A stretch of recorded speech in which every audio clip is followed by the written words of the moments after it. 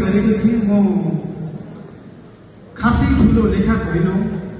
तपाईँ हामीले भोगिरहेको जिन्दगीलाई त्यो ठुलले बटुल्ने प्रयास मात्रै राख्दा छौँ र म सिर्जना सुरु गर्छु, स्वीकार्नुहोला।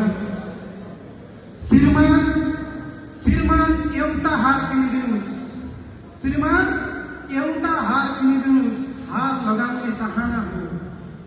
श्रीमान एउटा हार किनिदिनुहोस्, हार लगाउने चाहना हो। सुन सुखको गहना, दुःखको खजाना हो। श्रीमान एउटा हार किनिदिनुहोस्, हार लगाउने चाहना हो। सुन सुखको गहना, दुःखको खजाना हो।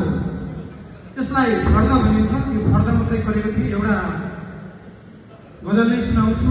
मायाको अगाडि सधैँ शब्दहरू फितला हुन्छन्, त्यसैले तपाईँहरू अगाडि शब्दहरू फितला लमतन्न पार्दिन र एउटा सुनाउँछु।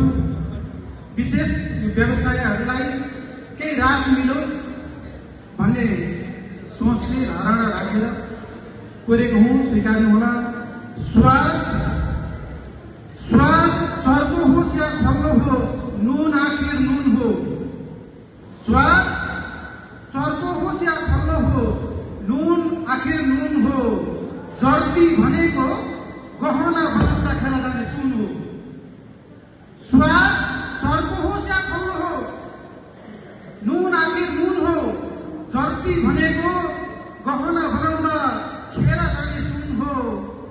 अपराधीहरूले न्याय पाए, अपराधीहरूले न्याय पाए, व्यवसायले सजाय पाए। अपराधीहरूले न्याय पाए, व्यवसायहरूले सजाय पाए। सरकार भन्नुहोस् न, यो कस्तो खालको कानुन हो? अपराधीहरूले न्याय पाए, व्यवसायहरूले सजाय पाए।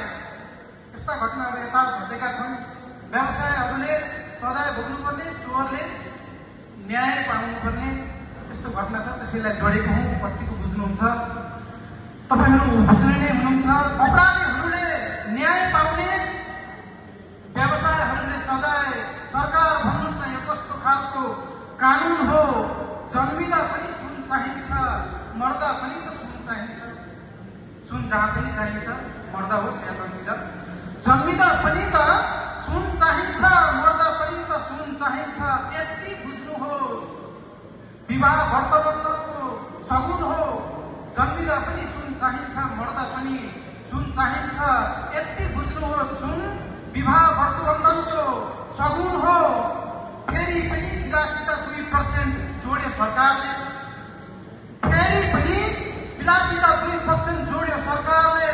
सरकार भन्नुहोस् न, यो कहाँसम्मको बैगुन हो?